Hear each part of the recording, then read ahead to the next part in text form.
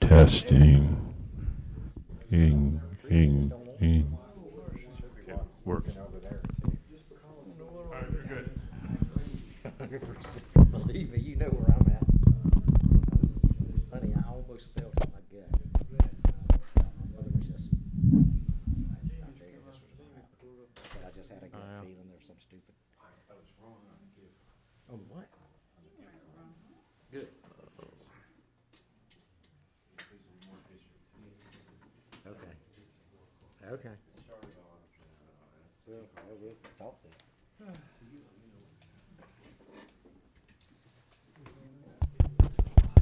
All righty, mics are on. Mr. Tim, you ready? Yes, right, we're ready, we're good to go? We're gonna go ahead and call to order our workshop this afternoon at 4 o'clock. And I'm gonna turn this over to Mr. Tim for a work session on surface mines and designated zoning classifications. Can you hear me get out there? They got this mic turned up a different way. Wesley, point the mic like that at you, because it's kind of directional, I think. Yeah, it's directional, you're going straight up. Well, that's the way somebody had it bent that way. I figured they did that for a reason. So nobody could hear them when they were talking. I don't know. Is that better? Not better? Is that Better. better? Didn't matter. Okay. I'll lean into it. So Tim, you want to lead the discussion? Sure. If the board recalls, we instituted an industrial moratorium while we addressed a couple of issues. One of them had to do with container yards. The other one had to do with the conditions regarding surface mines. And so existing applications, this doesn't affect existing applications, obviously, but anything, it just stopped anything that started the process after we did the moratorium. But this workshop is really focused on the surface mine aspect of it. And we went around and figured out what other entities were doing, how to address this. We've had conversations with EPD to get a better understanding of their enforcement and review. And we've obviously taken feedback from meetings that we've had with the board, and we've come up with some recommendations on how to approach these in the future. One of the, and I think Teresa will probably go into details on these, and if y'all want, I'll just kind of give you a rough overview of how we're breaking these up. And so one of the issues was, what separates, kind of a smaller, and the McGrally application is a perfect example of this, in that you have two applications, one that's really a smaller,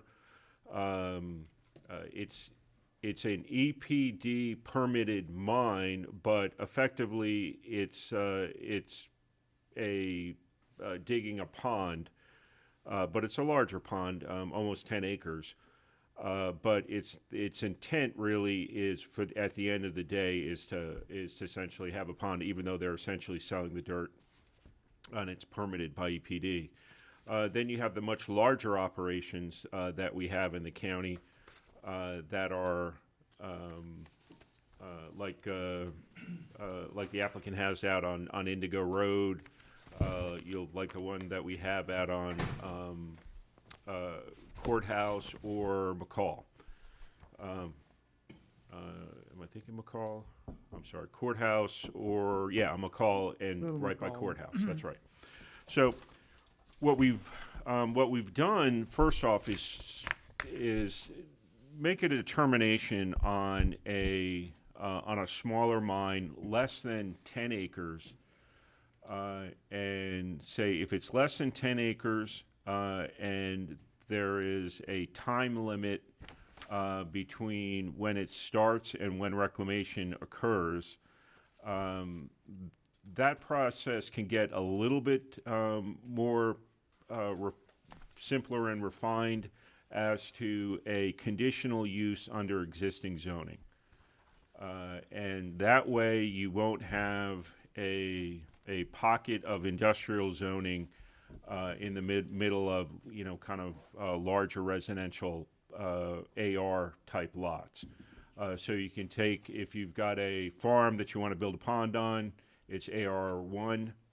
They come in and ask for an AR1 conditional to do to excavate a surface mine for a pond that's under 10 acres. And so Teresa will go through some additional requirements on that. We are, obviously going to do things, but make sure that the GDOT EPD's requirements with regards to entrance and exits to the pond are met, as well as our current standards that the county had put in place when Charlie George was here for surface mines. The additional items in there, since these are permitted by EPD, it is a request that we have on file is a copy of the EPD permit, a copy of the bond, and that the annual reports are copied to the county when they're sent into EPD annually. And that last one, I'm going to go off on a little bit of off topic on the particular zoning, just to why those reports are important, and this is just all the information that we've got. So based on what we got from EPD, that if your mine is inactive for 18 months, your permit gets voided. But if that surface mine is closed, it has to start the reclamation process on it. Start with the slopes to basically convert it into a pond. Now, you just said status. What, rephrase that again about the 18 months. What'd you say? That if it's inactive for 18 months, then the. What determines inactive? The applicant's supposed to notify EPD if they're gonna go inactive, and then it just goes in an inactive mode. That doesn't always happen, unfortunately, so EPD's not even quite certain of who's active or not. So we want to try to get a better handle on what's happening in our county, because you've expressed some concern about the number of permanent mines that are just hanging out there, and we're not sure of the status of all of them.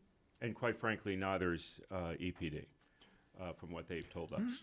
So it will be based off the status with EPD, with Yes. the state.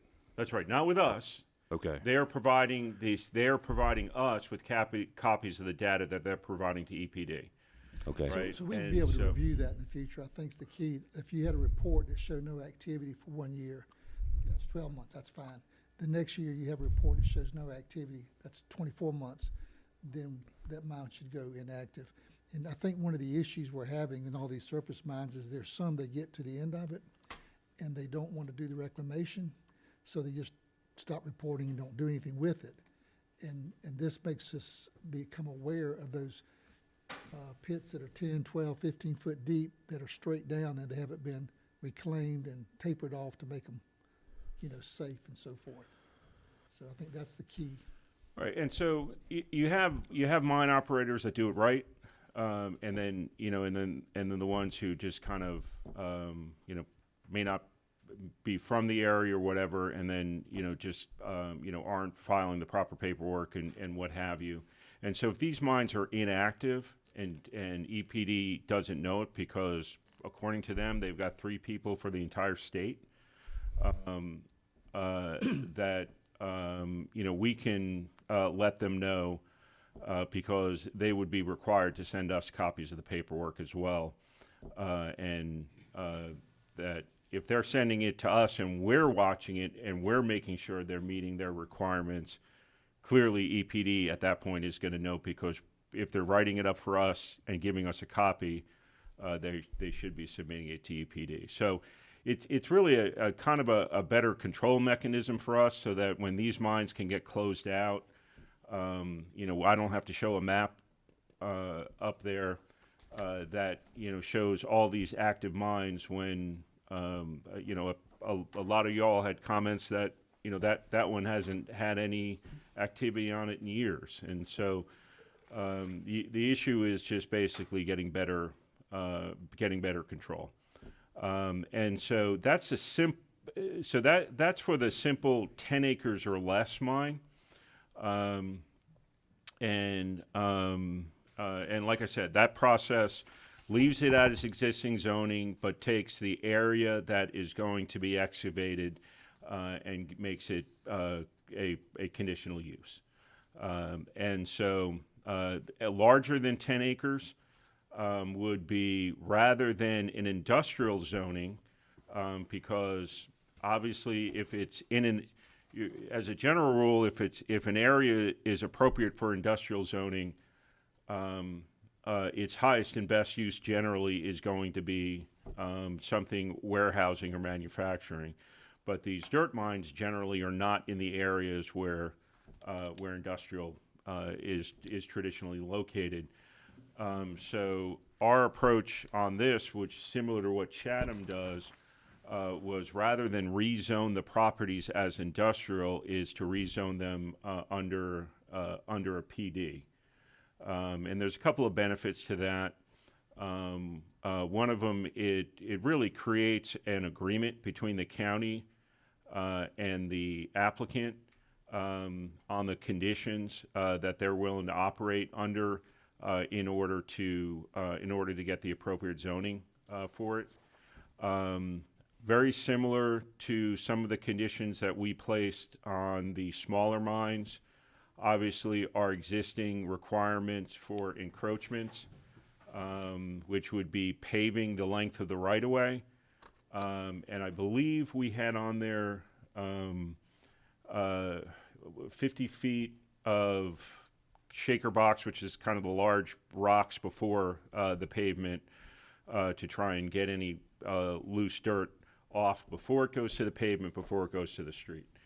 And so, as you know, some of our older mines, before Charlie put those new requirements on, didn't have that. And so they went with the GDOT requirements, which really didn't have, my understanding, didn't have the pavement requirements if it was on a county-owned road. And so you get those heavy shaker box rocks, getting kind of pushed onto the roadway. And when they get run over, they begin to deteriorate our roads. So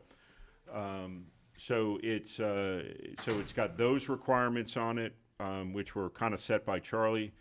Also, it's got the signage requirements that were also pre-existing.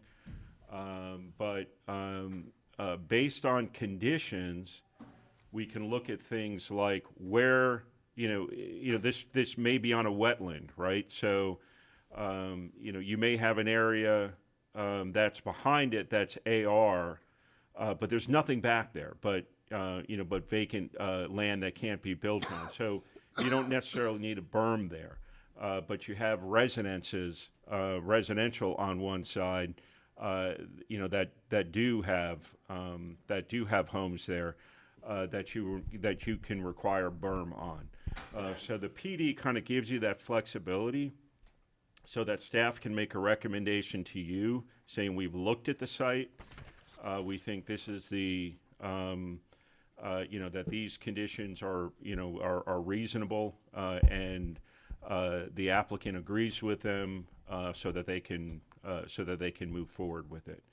That's a rough overall, but we can go into details on any of the requirements and add or remove stuff as you see fit. The biggest change, if I can summarize in my mind, make sure I understand, the biggest change would be that right now under industrial zoning, until the mine is completed, it follows the industrial zoning guidelines, like 300-foot setbacks and so forth. Is that right? Correct, right. Where under the PD, we would be able to look at that area and see what do we need in addition, what would make it more appropriate. Not only are we not putting industrial zoning in a residential section, we can put more parameters to protect those around. For me, a key is time. The larger that pit, the longer it's gonna be. And I still struggle with anything that's gonna be basically industrial for 30 years, whether you call it industrial or not, it's industrial. It's gonna have excavators or front-end loaders or bulldozers for 30 years in and out. And me, it's an industrial business at that point.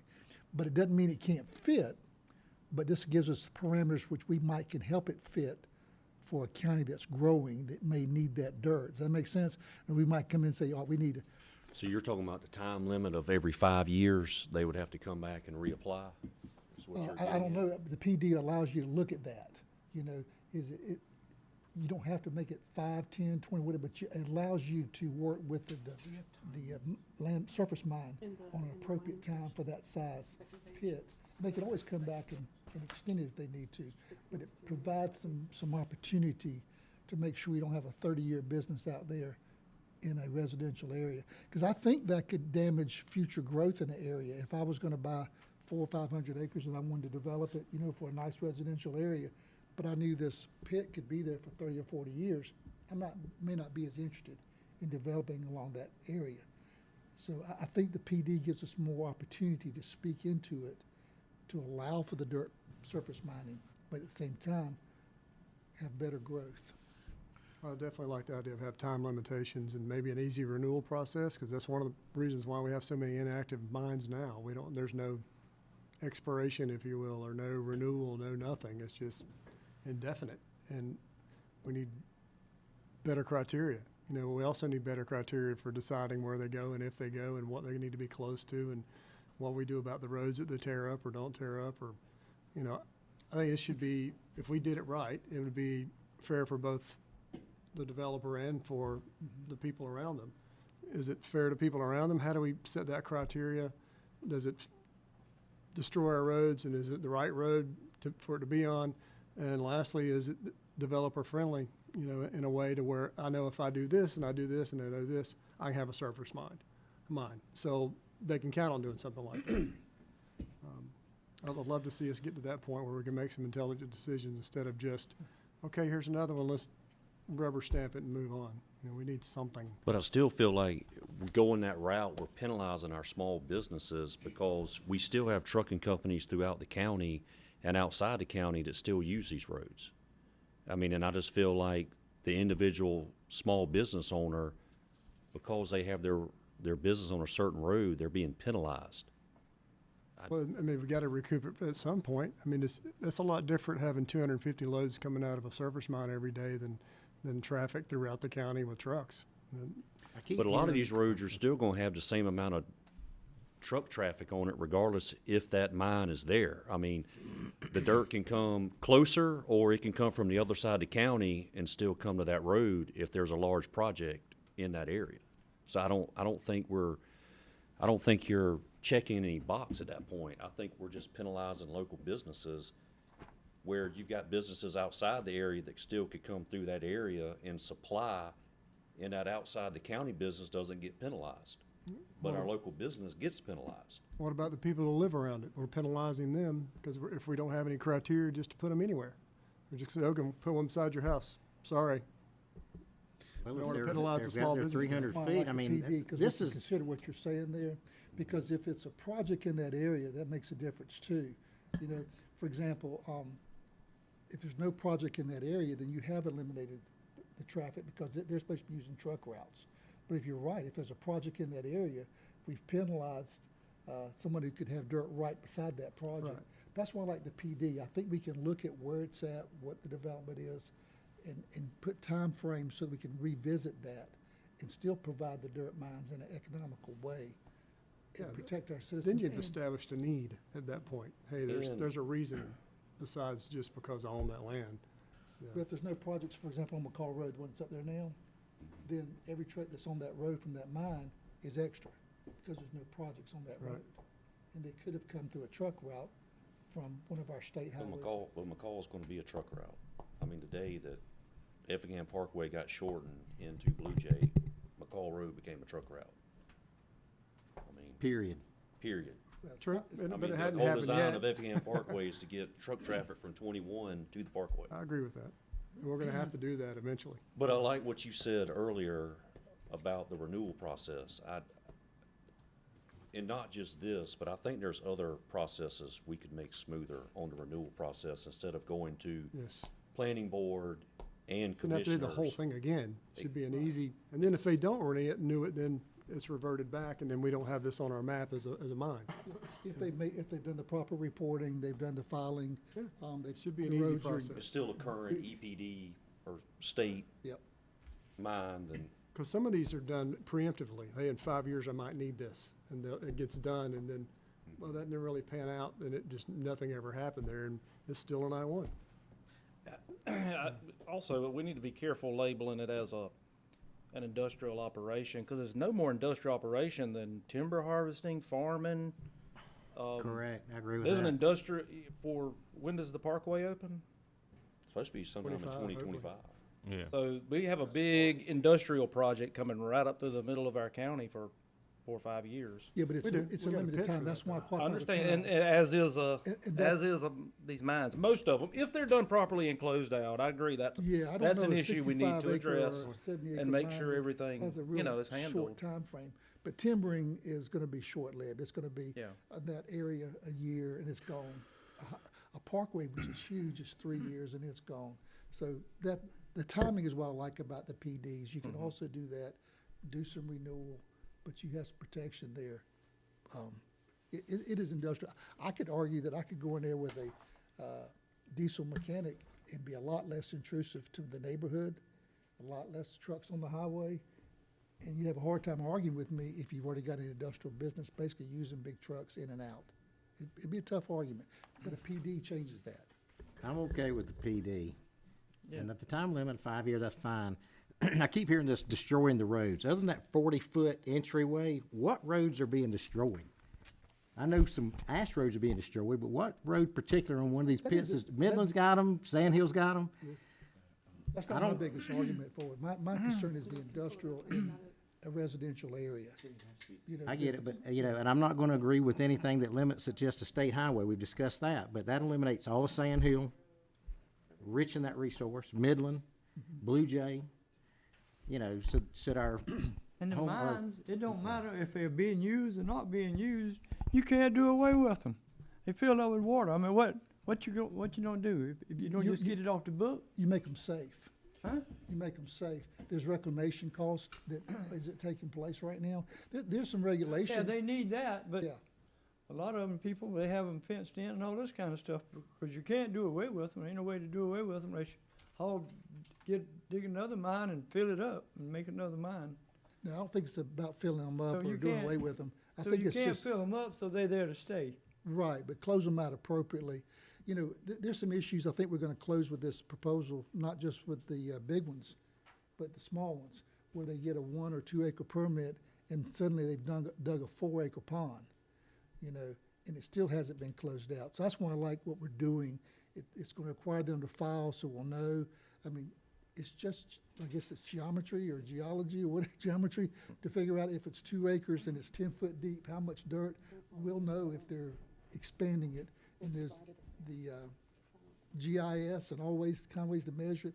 I think there's some control that we need over, we're a growing county, and if we don't get some good controls over the surface mines, it could be dangerous for us. Well, I want to, Agree if we have a public hearing and it's approved and it's for X size and the residents, end up down the road, it just keeps going and it is bigger, then that is an issue.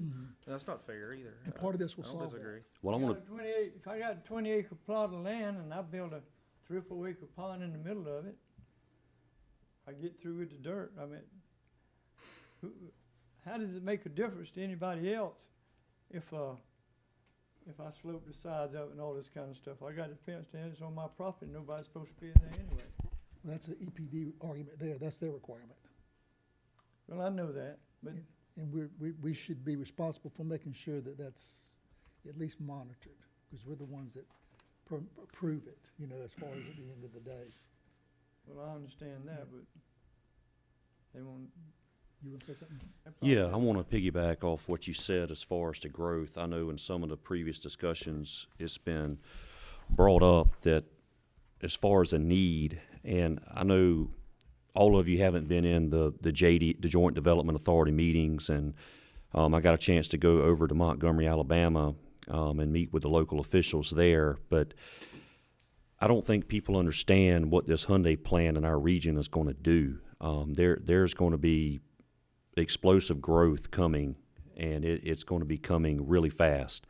And I think there's definitely a need for these surface mines. I think this is a good timing to get our hands on it, get comfortable with the process. But I think there's definitely a need for it. There's going to be a lot of new building going on, especially if we land any Tier 1 suppliers here in Effingham County. That's going to be a whole nother situation as well. And I just want to make sure that we somewhat through this process, I want to make sure we do somewhat stay business friendly. I know we've got to protect our residents, but I just also want to make sure we're fair to our business owners, because I do think, we keep talking about Effingham Parkway. I mean, that's coming right down the middle. We're definitely going to have a lot of dirt for that, so we need to keep that in mind. And can y'all explain, I guess, item number 6 under 3.17.4, as far as with it explaining the different depths and distance from the utility easement? So this dates back a year or so when we were looking at making some amendments, and Eric Larson, the former county engineer, made these suggestions. So the current ordinance does have some language, but he felt that it was all the engineers our review engineers too, felt that was insufficient. So he attempted to clarify that. So based on the pond depth, the distance from the roadway, the access easement or utility easement, because that the wider and the deeper that pond gets, the more chance you wanted to make sure that they don't want you could lose some of your because easement. the side is weakening. So this was just an effort to do smart planning and to encourage smart planning for any access easements or access around the pond or the mine at that point. So that's what those are for. So is 6B saying that after I dig 10 feet, so every 5 additional feet I dig on depth, I've got to add 10 feet away from the utility easement? It's either plan ahead, knowing how big and how deep it's going to be, or to be able to relocate your interior roads if you're going deeper than the 10. And that's something that, and as I said, this came up during a review process about a year ago, and we've never implemented this language, but it was something that was, that I had in a draft document. So this could either be discussed during the PD, because the PDs can be utilized by anyone going for an acre or more. So any applicant can choose to take the PD option and negotiate with us and work out an agreement, and we can implement, ensure that all. So if I'm digging a 20-foot depth pond, then I will need the edge of my pond to be 40 feet away from, or my access road to be 40 feet away at least from the edge of my pond then? That's what this is. Okay. Or the Okay. easement. Or the easement. Like, we may have a utility easement or a power company or somebody, and you would not want 10 or 15 feet to drop off because of a big flooding, rain, water pouring. And now, my question is this: where do we get the 20 foot? Are we sure that's sufficient to protect easements? We Is can that run this through some history our current standard? review engineers to get some more input. This was, as I said, this was something when Eric and I discussed this about a year ago.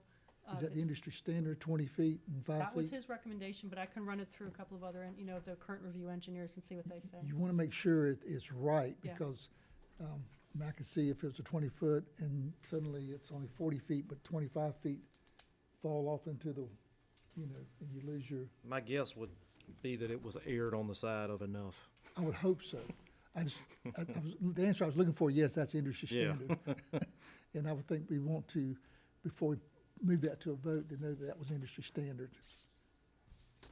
And what's the purpose on the $1,000 bond? Say if I want to dig a 1 acre pond in my front yard, so I've still got to submit $1,000 bond? That is a suggestion because here's the current situation. We accept pond applications for what's supposed to be a pond less than 1 acre. We don't have any means of, we don't currently do inspections. We don't currently go and verify that. The thought going forward is that we would require a survey, and so again, the onus is on the owner, the actual property owner, to hire someone who digs the pond. The pond is going to be an acre or less than an acre, and then and as an incentive for them to comply with that, to assess a bond. If this were a regular land clearing operation of an acre or more, the state the bond is commonly $1,500 per acre for a land clearing permit here, but the pond of less than an acre avoids that process, avoids that review process, avoids those engineering fees. However, we have heard from EPD that they're aware that there are ponds supposedly of 1 acre that are several acres more than that. And so this requiring a survey at the end of the process from that property owner with and we're holding a bond ensures that process completes itself. And anything larger than an acre is going to be subject to EPD permitting. And so this really, right now, if you want to do a pond 1 acre or less, it gets approved by the planning board, doesn't come to us. So any pond. So if I want to dig a 1 acre pond for my kids, I've still got to go through this process. You still have to, right now, you still have to go in front of the Board of Commissioners. And so our concern on this, which it's valid because it's happened according to EPD, is that they're saying an acre. To get around the EPD permitting process and and then they're not abiding by that, and they're going to 2 acres, and so and which would require them obviously to get an EPD permit, but they're just simply coming to us and with an application. Oh, this will be less than an acre, and it's not.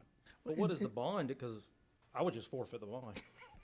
Well, I mean, we can, and honestly, the bond, we can simply do a stop work order on it, Yeah. right? The bond is simply an incentive, and if we had a better enforcement mechanism for these, that could be the way we go with them because, you could,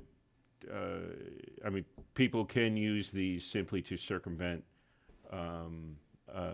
the rules, and it's certainly not fair to the businesses who do this for a living and do the right thing, like the process that's going through in the meeting, just to have some guy going around telling folks, I'll dig a pond for you for free if I can have the dirt, and then they're not, and he's knowingly not limiting it to 1 acre.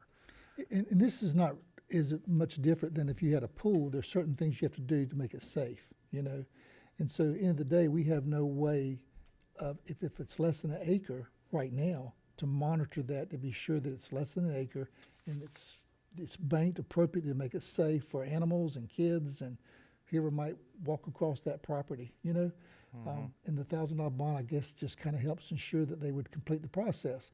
By having it come through the Board of Commission and we're trying to look at how we can monitor, they can go out and inspect and make sure, is this a 1 acre pond or did you dig a 2.5 acre pond? Now you've circumvented EPD, and I would assume we'd notify EPD that there was a 2.5 acre pond dug. If it wasn't rectified, I don't know how you could rectify it. Does that make sense? Somehow there's got to be some fallback if you dig a 3 acre pond on a 1 acre and you've circumvented all the erosion and PD issues that they want you to be permitted. Well, I'm probably going to make our attorney cringe here, but I just know me. If I was going to dig a acre pond in front of my house and not sell the dirt for my kids, I'd be irritated with this process. That's just me. Maybe I'm out in left field, but that's just me. Now I get it. If I'm trying to if I'm trying to sell the dirt, or if I have someone that's coming in that's going to dig it for me and they're going to sell the dirt or whatever, all right, maybe there needs to be a process. But if it's just my dirt's going to stay right there on a dirt pile and I'm going to have a dirt bike track for my kids and they're going to fish, then that's my business. I guess what would be the difference, though, just asking, if I went out and I wanted to build a small shed on my property that's nobody's business but me to build that shed, I've still got to get a building permit. It's got to be regulated so that it's safe, you know? It's a type of construction, it's a type of development on the property. About pools, people have pools and they do away with them. I mean, how you know? You make have to sure get a that they- permit to They cover 'em dig a up. I mean, pool. they don't, so if I do away with my pool, there's somebody from the state don't come tell me I got to fill my pool up. I can't leave it out there and raise frogs. Well, I don't know Ain't what no, you. there's no I don't- difference in it. It's 8 foot deep, But we do regulate the building of pools. yes. So if we're gonna regulate That's that, the end of it. so if we're gonna regulate development of pools and approve it when it's done, so it can be used, we should be regulating small So acre surface pond, mines. acre pond wouldn't be any different than a pool. But it's, a pool is permitted though. We approve it, permit it, go out and inspect it and make sure it's built correctly. I know it. I'm We should talking do the about same in thing with years to ponds. come. Hmm? I've had mine for 30 years. I know, but I'm just saying, what we do on pools, we probably should do on ponds. If we're gonna have a permit to dig a pool, which is, I would assume safer than a pond that can slide in, you know. I know when we built the one at Rincon, the kids jumped over the fence and the mud slid down, they got all bogged down, had to call the fire department to get them out. It got to be life-threatening to them. And that's what happens when small ponds are not done appropriately and correctly. Probably more dangerous than a pool. So, 20 years ago, if you wanted to dig an acre pond, whether you know sell the dirt or not, you didn't even have to get a permit. Just go build it, do what you want to with it. many years ago, you didn't have to get a permit to build your house. You just built it. But is that best? And it may 20 be. years ago, you didn't have a bunch of neighbors complaining Yeah, about everything. can't satisfy everybody. I think the permitting process is good. I think it's just we have to find a way to be friendly with it. That's the key. Don't hold people up from digging their 1 acre ponds. Don't make it burdensome. Just make sure we do it right. and it's I did a safe. pond, so I did it 0.9 acres. Had no problem with it. Enough around here. Well, it's not an acre. Did you get approval from the board? Yeah, no, I don't have to, because it's not an acre. I got a permit. Oh, okay. Came for the planning board. Oh, I did? Oh, for that, yeah, I had to go to the planning board, but, Yeah. but I didn't have to do the after the acre, once you, all that process. And it was easy, and I dug my pond. And that's what we want it to be And the easy. dirt was a pain in the You butt, want it to but be other easy. than that, I did it, and it wasn't, our process wasn't cumbersome. I went through it and done it, and I purposely stayed below an acre, so I didn't have to deal with everything else, and I got a 0.9 acre pond.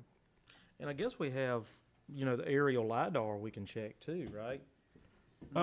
We could do that. Obviously, we only do that every 4 years or something to that effect. But in all honesty, I mean, that's one of the things that's kind of come up on this. And I will say that a lot of these problems we did not realize until we talked to EPD.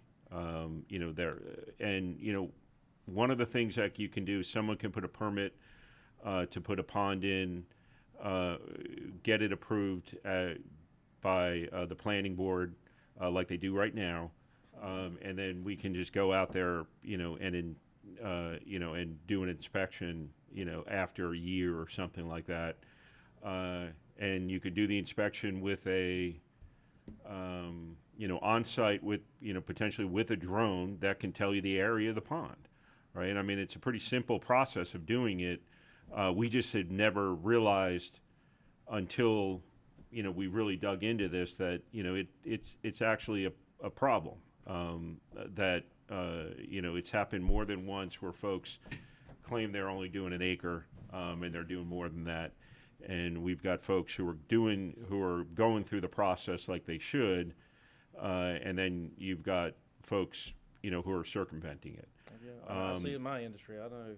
What? I said I see it in my industry. Yeah, I know and what so you're saying. so that might be a way of avoiding the bond effectively. is, that you do an inspection after a year, and just make sure they're kept to. And then when we do, and I have to ask Neil this, we do have the capability on the pictometry software, the aerial photographs, to find pools, right? It's a separate software. It finds pools. It could be we could have that same software could probably find ponds. I don't know that the $1,000 is going to make anybody be more compliant. I wouldn't think so. Then not. I think my issue is just having a process in place so that we can make sure that we're not circumventing EPD's permitting Right. of 1 acre. And like I said, right now they have to come to us anyway. Yeah. It's just a matter of, how are we making sure that these folks that are coming to us are actually doing what they tell us they're going to do. So under 8 out of 10 times they probably are.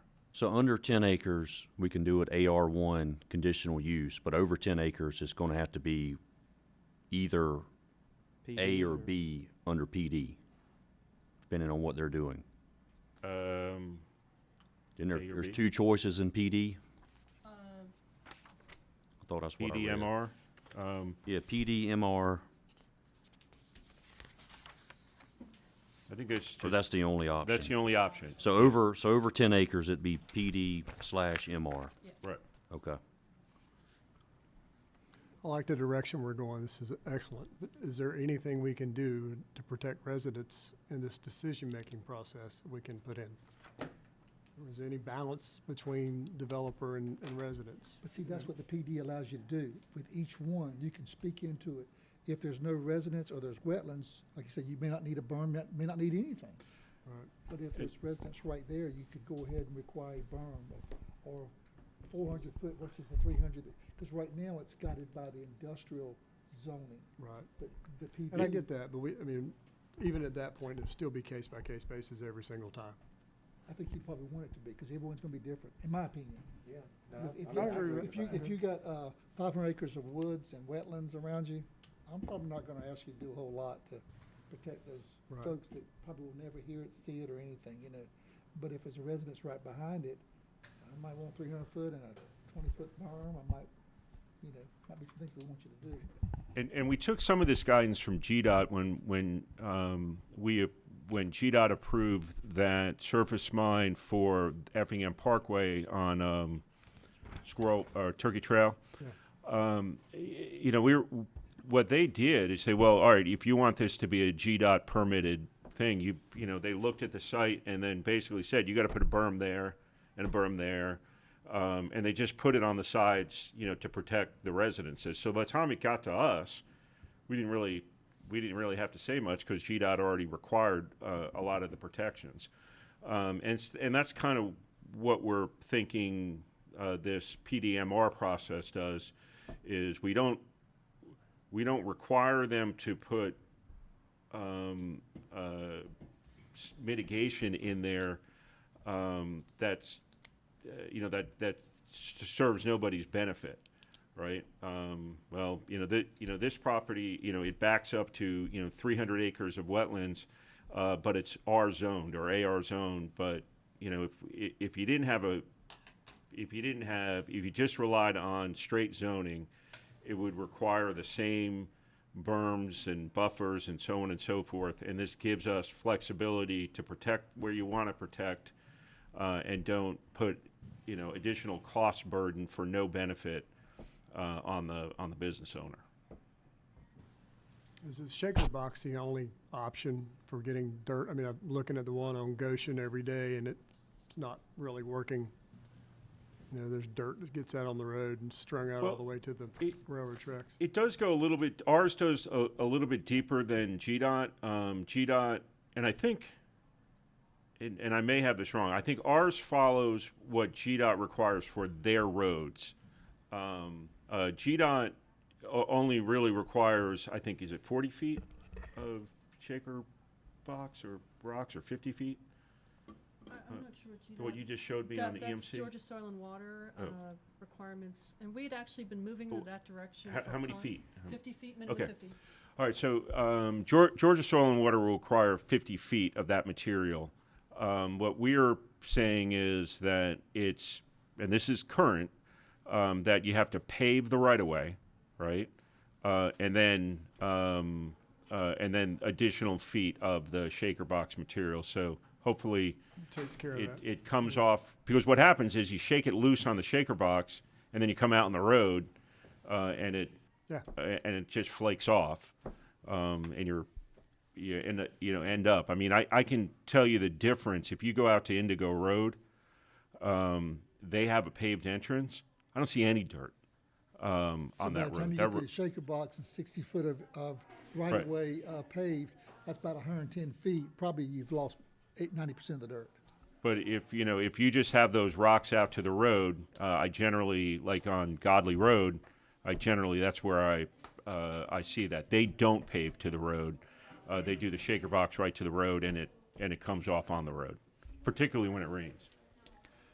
On the buffers, so we're looking at 50 feet from the nearest property line, 100 feet from any school, church, dwelling, or highway right-of-way, right? Mm-hmm. Okay.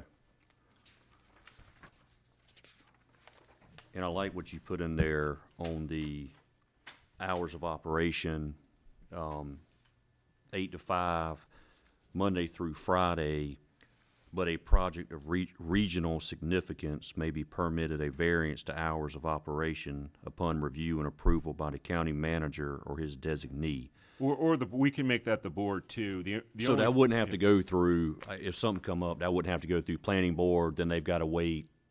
No. I mean, that could just be on the agenda and then come straight to the board. Right, and so if you've Okay. got a project that's going to, I'm going to tell you, they're going to be, and the residents may appreciate it because it's going to drastically shorten the life of the Absolutely. of the mine, but they need a lot of dirt fast, and they might be doing it off hours because the roads are clear, and they're. I know when. Example of that would be the Kroger. Remember how they brought that dirt in? It was about a mile high. It sat forever, but they did that in just a few weeks, and they were done. Yeah. But everybody talked, look at the trucks just lined up, dumping, but it was done. And that's regional significance because they brought over $50 million annually in revenues. I don't know what it does today, but at that time it was $50 million in revenues. I like this lot.